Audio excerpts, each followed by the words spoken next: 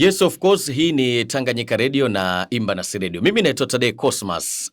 Kubwa zaidi hapa tutakwenda kuzungumzia kuhusiana na kile ambacho kinachoendelea ndani ya klabu ya Simba Sports Club. Tumeona hawa wanajiita influencer ambao wametengeneza mgogoro mkubwa zaidi mpaka sasa kwa mashabiki pamoja pia na baadhi ya wanachama wa klabu ya Simba ambao kitu ambacho wanakigombania bado hakijajulikanika. Wapo kundi ambalo wao moja kwa moja wamemwataki moja kwa moja mdhabuni wa vifaa vya michezo kwa maana mzungumzia Jairuti. Sawa, lakini pia vile vile wapo baadhi ya mainfluencer ambao wao wanasimama na mwenyekiti Murtaza Ali Mangungu, lakini wapo pia mainfluencer ambao wao wanasimama na Mohamed Dewji Mo. Sasa hii inaleta shida kidogo. Tumewatazama kuanzia kwenye kuondoka kwa Selemani Mwalimu Gomez kujiunga na Young Africans, kukaanza na mjadala hapo. Mashabiki, mainfluencer, wanachama, kila mmoja anaibuka na zungumza la kwake. Kila mtu akiataki upande wa viongozi. Wapo ambao wanataka upande wa uongozi wa Mohamed Dewji, wengine wanataka upande wa mwenyekiti kwa maana Murtaza Mangungu. Baada ya hapo tukaona pia ikaja kwenye dabi ya Kariakoo. Baada ya kupoteza kwenye dabi ya Kariakoo, shida ikaendelea tena. Kila mmoja anagusa katika upande wake. Sasa jana tukaenda kushuhudia pia baadhi ya kundi la mainfluencer wakiongozwa na yule anajiita Mwindi wa Simba, si ndio, pamoja na cabinet yake ambao wao moja kwa moja walimwataki jumla kwa maana mdhabuni wa vifaa vya michezo kwa maana ya Jairuti. Wengine wanasema hawezi kuichukua Simba, aliwadanganya kuhusiana na X Factor, aliwaambia atafungua duka la michezo lakini bado mpaka sasa hajafungua. Sasa hayo yote yanaletwa na nini? Shida kubwa ni ipi na nini kinapaswa kufanyika? Mimi naitwa Tadei Cosmas kwa mara nyingine, lakini leo nitakuwa na mchambuzi hapa, Steve Mgaigai. Sasa yeye atasema kwa nini jina Mgaigai, lakini sisi tutakwenda sasa kulitazama mjadala huo kwa mapana zaidi kwamba shida ni nini na nini kinapaswa kufanyika ndani ya Simba Sports Club. Mbona kwa upande wa Young Africans hivyo vitu havionekani? Steve, sasa unaona tu kinachoendelea ndani ya Simba. Shida kubwa ni ipi? Kuna watu wanaita Wahindi wa Simba, kwa wengine anaitwa daktari wa Simba. Yaani kila mtu ana kundi lake. Shida kubwa ya Simba Sports ni ipi? Na kwa upande wangu nitakuwa upande wa mashabiki kwa sasa kwa kile ambacho wanakizungumza. Ujue ukiangalia mashabiki wengi wa Simba miaka ukirudi 3 nyuma 4, hizi unazoziona sasa hivi kwenye mitandao ya kijamii zilikuwa hazipo. Kwa sababu ya nini? Timu ilikuwa ikifanya vizuri. Hata kama ilikuwa ikifanya vibaya, lakini kuna kitu ambacho wanakiona. Lakini ukija njoo angalia kelele ambazo sasa hivi zinaendelea katika mitandao mingi ya kijamii, mashabiki wengi wakiongea. Mfano kuna mashabiki ambao wanasema wamezulumiwa 5,000 zao. Ukija kuangalia sosi kubwa ni viongozi wao wanashindwa kufanya majukumu yao sahihi. Ukienda kwa upande wa Young Africans, viongozi kile ambacho wanakuwa nakiahidi mara kadhaa vipo ambavyo hawavitekelezi. Mfano masuala mazima ya uwanja yameongeleka, lakini kuna kitu ambacho kingine ambacho wanakiahidi vinatekelezwa. Lakini kwa upande wa Simba, kila ambacho kiongozi wanakisema kinashindikana kufanyika. Kwa sasa hivi ukiangalia Simba wao nafasi ambayo wapo wametoka kuchukua ubingwa wa CRDB pale visiwani Zanzibar. Walikuwa msimu ulioisha mashabiki pia walikuwa na fly. Uliwaona mwishoni, lakini ligi imeanza. Wameenda kushiriki michuano ya pale nchini Rwanda, michuano ya Kagame. Umeona nafasi ambao wamemaliza Simba, wamewahi kutoka pale. Simba walikuwa wanaamini mashabiki wao kwamba wanaenda kwenda hatua nzuri kuanza ligi kuu, lakini njoo angalia ligi kuu kwenda kuanza, vita kubwa ilikuwa kwenye masuala mazima ya usajili, nani anaenda kusajili vizuri. Lakini kwa upande wa Yanga wameonekana wakiwabiti Simba, na shida ambako maneno haya yote unaanza kuona yanakuwa makubwa zaidi ni kwenye uongozi. Wanaahidi vitu mashabiki wao, lakini vingi ambavyo wanaahidi vimekuwa vitekelezwi kwa asilimia kubwa. Kwa hiyo hii inaanza kuwa changamoto. Mfano Jairuti aliweza kuongea kwamba anamleta mchezaji X Factor, lakini mwisho wa siku mpaka sasa hivi kwenye hiyo X Factor kuna mjadala ambao unaendelea kwa hao wanachama na mainfluencer ambao wanalilia 5,500 ndio ya kwamba waliambiwa atasajiliwa nani Faisal. Lakini yeye Jairuti hakutajwa mchezaji, lakini alisema atasajili X Factor. X Factor ni mchezaji yoyote namba 6, lakini tatizo ndio lilianzia hapo. Sasa ameshindwa kumleta, si ndio? Hii maana yake ni kwamba ameshindwa jumla ama ameamua kuchukua 5,500 za mashabiki. Unajua unavyosema ameshindwa jumla ama ameamua kuchukua 5,000 za mashabiki, kitu ambacho Jairuti angetakiwa kukifanya kwa upande wangu mimi, kama ningepata nafasi ya kumshauri, manake kama angejua hamna uwezekano wa kumchukua Faisal, angetafuta mchezaji mbadala. Lakini Fei hakusema. Lakini angalia sasa, kwa sababu unajua tunaishi dunia ambayo na eneo ambalo kila mtu ukiangalia kwenye mitandao ya kijamii kila mtu alikuwa anamuongelea zaidi Faisal.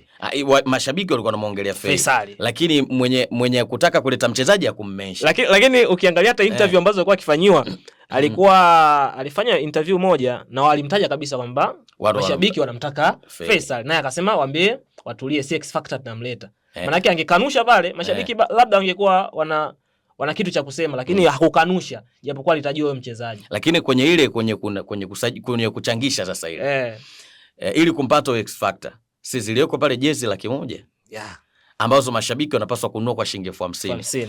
Maana yake 100,000 kwa 50,000 hapo ni bilioni 5 bwana, si ndio? Mpaka wamemaliza pale, zoezi limefungwa. Kuna milioni 63,500,000, kuna milioni 63,900,000 na 50,000. Sasa hapo unamlaumu vipi Jeruti? Lakini sasa tuangalie source yenyewe, si ndio? Kwa nini kunakuwa na haya matabaka? Yaani kwamba kuna kundi alimtaki Mo, kuna kundi alimtaki mwenyekiti Mangungu, kuna kundi linamwataki Jeruti. Shida ni ipi? Yani ujue mpaka sasa hivi kwa nilichokichunguza na nilichokiona kuna makundi mawili kwenye hii Simba.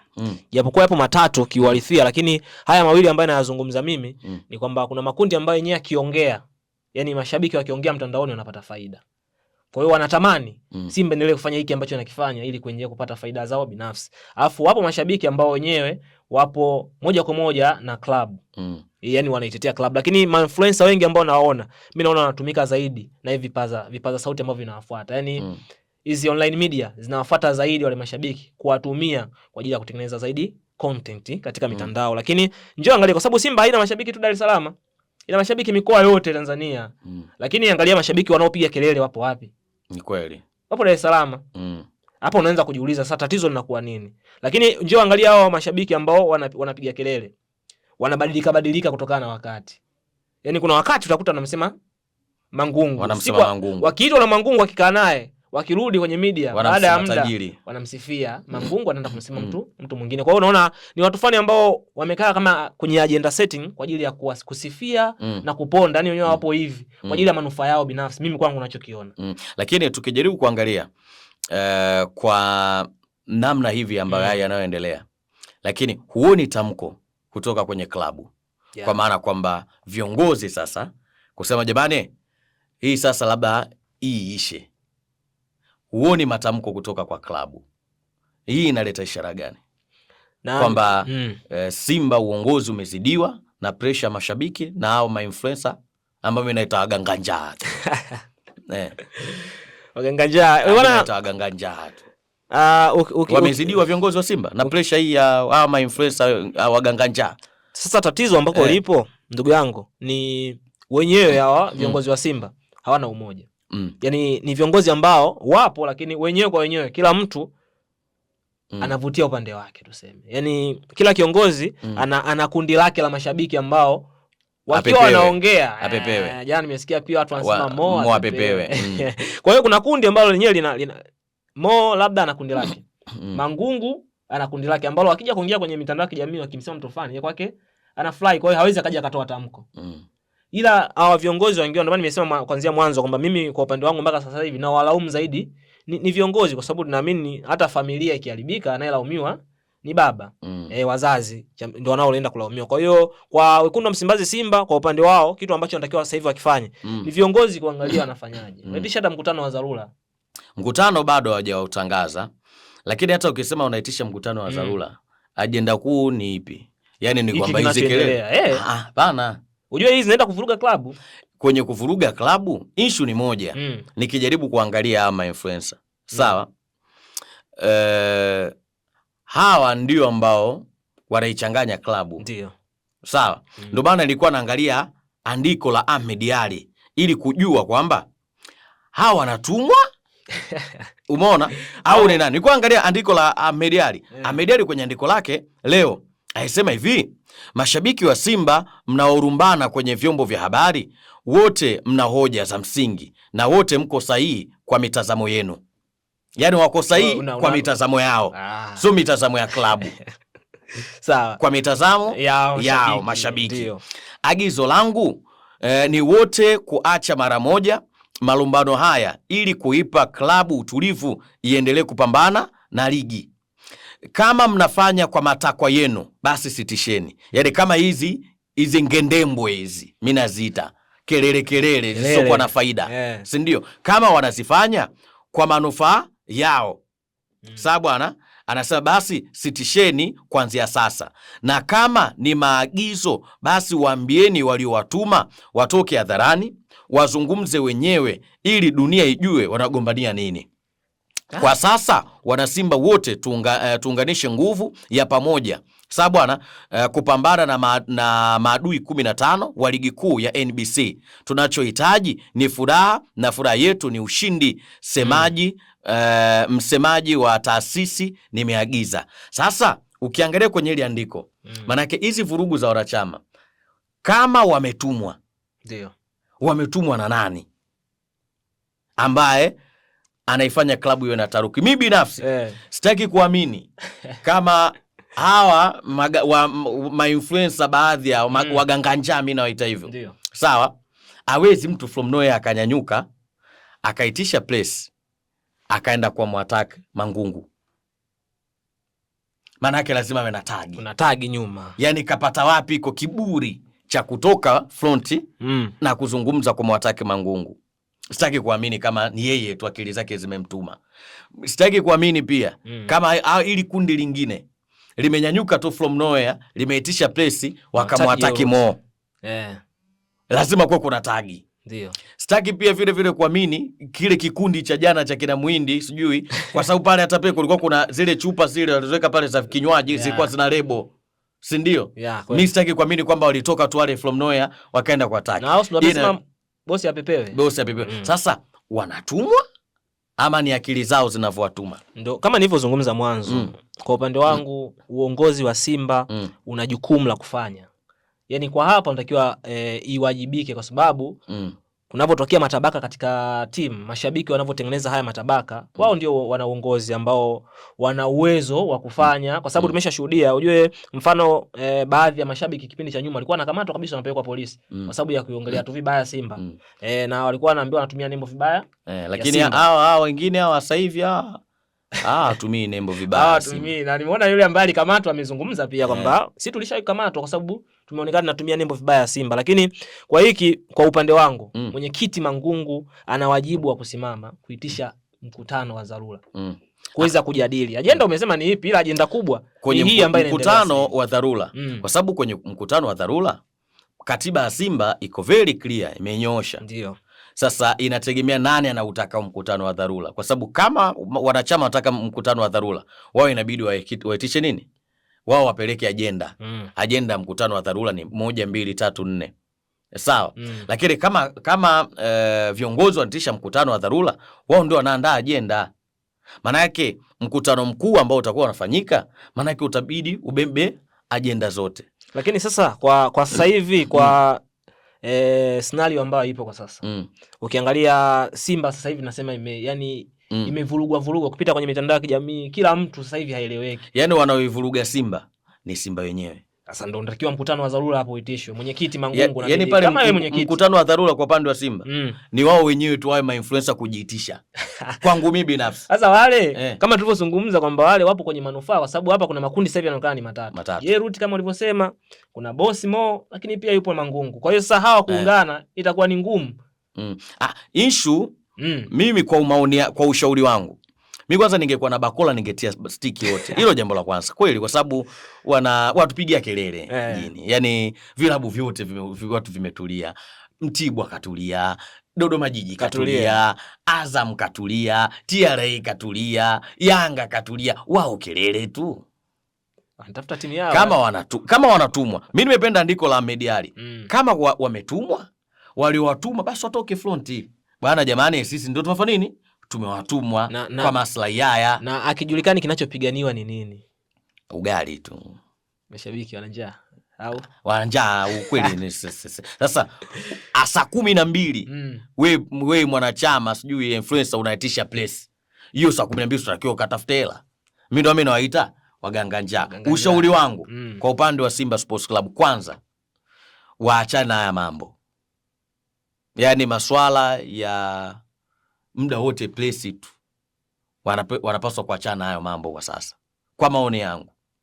Au ma influencer. Wanatakiwa kitu kimoja tu. Wa focus na team. Leo kulikuja na lile kundi kwenye kufocus na team sasa hapo. Ndo tunakuja kuangalia viongozi wamesajili wachezaji gani ambao wanaweza wakawafanya hawa mashabiki ambao wanataka wa focus na team wakafocus na team kwenye usajili. Kwenye usajili. Natuke kwenye usajili huo. Simba haijabomoka. Hajashinda sasa. Kashinda ligi. Mechi ya kwanza ligi.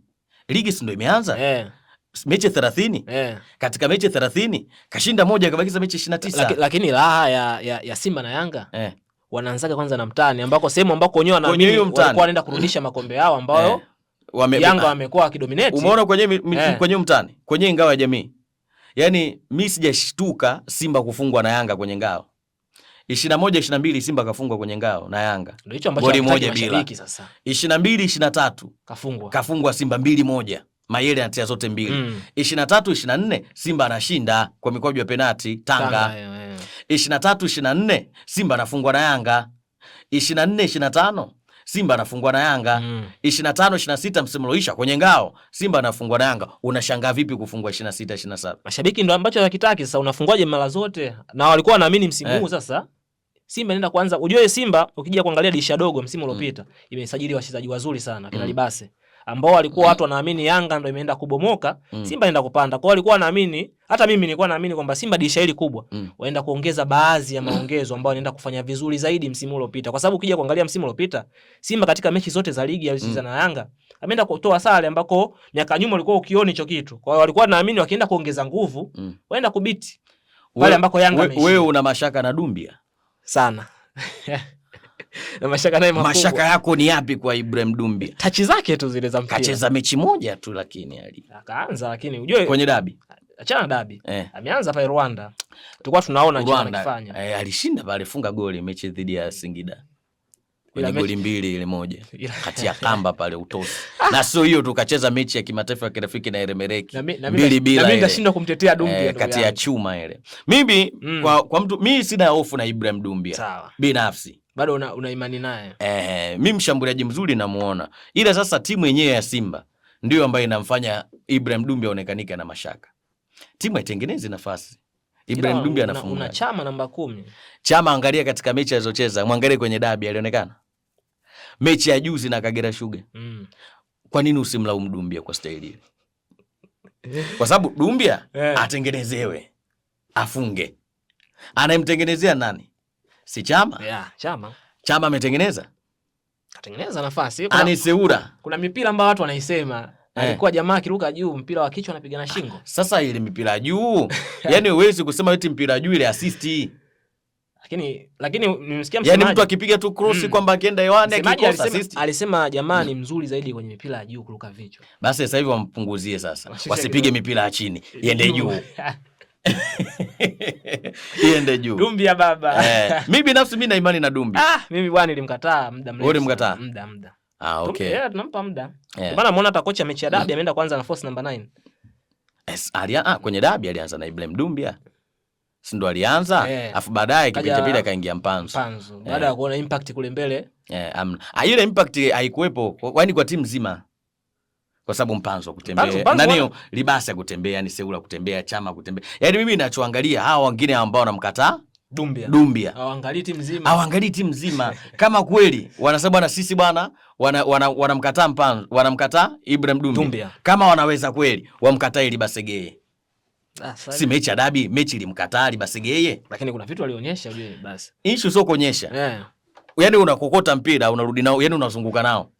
Kule watu wataka mali iende mbele. Boka alikuwa, unajua Boka mechi iliyopita na Shabalala waliimba kwamba jamaa kawatesa, labda walimfanyia kazi. Sasa ndo hivi ukimwataki Ibrahim Dumbia, mguse Libase. Lakini mimi maoni yangu kwa upande wa Simba watulie. Wakiendelea hivi mpaka ikifika mwezi wa 9 bado wanapiga hizo kelele. dabi anafungwa. Au serikali ingilie kati. Hamna, serikali ina kazi nyingi za kufanya. Haiwezi kakaa serikali kaanza kuingilia kati kwa Mwindi sijui wa Simba, sijui Dr. Mo, umetoka zako kula ugali wako na kibua huko, unaanza kusumbua. Hapana, serikali ina kazi nyingi. Kumbuka ndo timu za wanachama wanaongelea timu yao. Mwekezaji umekuja. Lazima waone utulivu chache. Lazima wanaona sasa timu yao ifanye vizuri. Yaani issue sio kufanya vizuri. Issue ni moja. Unajua kwa nini Yanga anafanya vizuri? Uongozi juu. Ule uongozi kuna kazi wameifanya kuiweka timu kwa pamoja.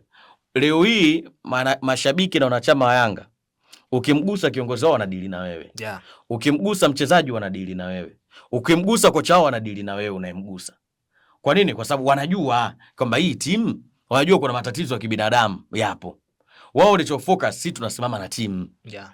Yaani sisi tunawalinda viongozi wetu, tusitengeneze miruzi. Ukiwalinda unapa nguvu ya kupambana. Hawa wanatutetea, kuna Simba hapa sisi tumepuyanga. Hawa wanatutetea. Turekebishe. Lakini kwa upande wa Simba hiyo hakuna. Yaani Simba kila mtu ana maamuzi pale ujue. Leo atanyanyuka Mangungu.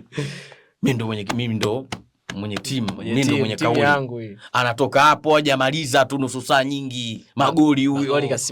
Sisi ndo bodi. Hujakaa sawa kanyanyuka shabiki mwanachama huyu sijui influencer. Kesho tunaenda kwa mkuu wa mkoa tukaombe barua kukitaka katiba mpya. Sasa uzee timu ina matatizo gani? Ushauri wetu tunashauri nini sasa mashabiki hao? Mashabiki kwa ma-influencer wapunguze njaa. Hilo la kwanza. Tatizo ni njaa sasa. Njaa. Alafu la pili wanatakiwa kuhakikisha kwamba ligi imeanza. Focus na ligi. Huo ni ushauri wangu. Huo mimi ni ushauri wangu. Kana mashabiki. Wewe una ushauri gani? Mwenyewe nawaambia mashabiki na hasa ma-influencer wa Dar es Salaam. Mikoa mingine sioni haya mambo. Mikoa mingine sioni, Dar es Salaam pale pale bwana. Mikoa na matatizo sana ya mashabiki. Kwa hiyo tulizeni pressure. Haya bwana. Bwana, hii ni Tanganyika Radio na Imba Nasi Radio. Tumehitimisha hivyo mjadala wetu kuhusiana na hichi ambacho kinaendelea kwa upande wa Simba Sports Club na hawa ma-influencer wao. Mimi nawaita waganga njaa tu mashabiki hao ambao leo kaongea huku, kesho kaongea huyu, kesho kutwa kaongea huyu. Mimi naitwa Tadei Cosmas, nilikuwa na Steve Mgaigai hapa. Mpaka wakati mwingine. Bye bye.